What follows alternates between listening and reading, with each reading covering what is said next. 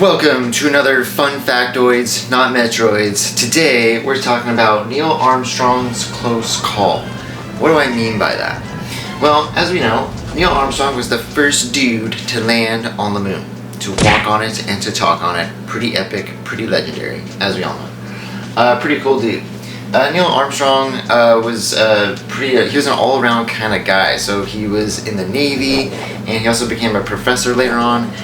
After he was an astronaut. Pretty cool.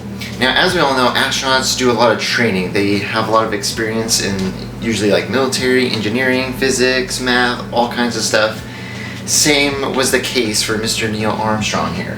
However, on May 6, 1968, at Ellington Air Force Base in the state of, I don't know, I'll look it up.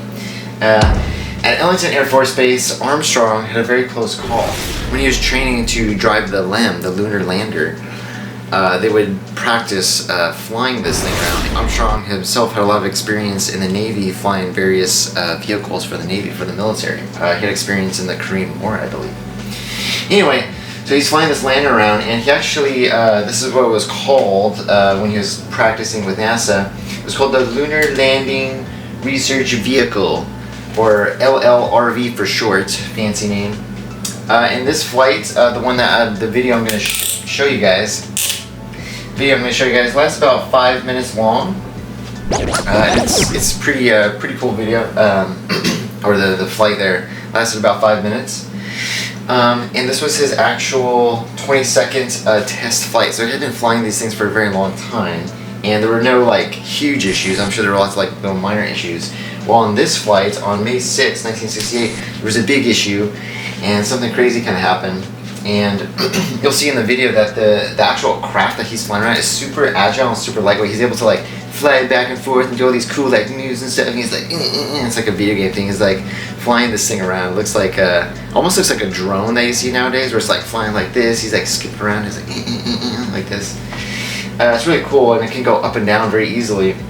One of the issues with that is you can kind of lose control very easily with it, and it was very, very lightweight, super lightweight. And so the winds, depending on the winds, during the test for vehicles like this, for any vehicle that astronauts would practice with, especially during the Apollo missions, these vehicles are very lightweight, very crafty, very nifty. So pretty cool with that. But during this test flight, as I said, on May 6th, as we'll see in the video, Neil's driving it, he's like this, and then he starts to lose control of it a little bit, and it starts to tilt. And you can see that in the video he actually loses control, and he can't get it back kind of upright. And so he kind of loses control of the craft, and he ejects. And he has to eject from this craft, and it's pretty cool. He just ejects, his parachute comes flying out, and the vehicle actually crashes just a couple seconds later, crashes, boom, and he actually parachutes down, lands. He was not injured, and he was safe and everything. He actually has to go through the smoke of the vehicle that just crashed. So all that research, all that money, boom, there he goes. But of course, Neil Armstrong was perfectly safe. He was super buff. He's like, I'm doing it for America. I'm cool. I'm epic. And merely a year later, so just over a year later, he flies on the Apollo 11 mission with our boys Buzz Aldrin, not Buzz Lightyear, and Michael Collins, not Phil Collins. But they go on the Apollo 11 mission just a year later on July 20th, 1969. That is when he lands. He gives his epic speech, or the epic quote that he has on the moon. It's one small step for man, one giant leap for mankind. Makes a cool epic footprint. Go America. Go Neil Armstrong. Pretty cool. But I just wanted to show you guys about that, that all the training that goes into it. Because remember, he was also part of the Navy, he was in the military, and he had lots of extensive practice flying vehicles, and even still he had to eject during this flight because of the safety issue that came up. And it was just a crazy experience, and I wanted to share that with you guys.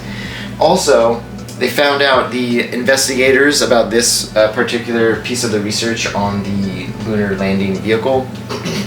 One bit of information, they noticed that there was a loss of helium pressure.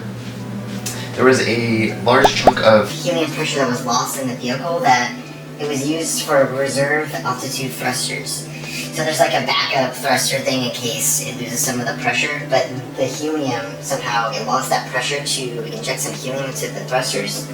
And also there was like an alert system that failed, that didn't register on it. And so that's why Neil Armstrong lost balance of the vehicle and he lost control.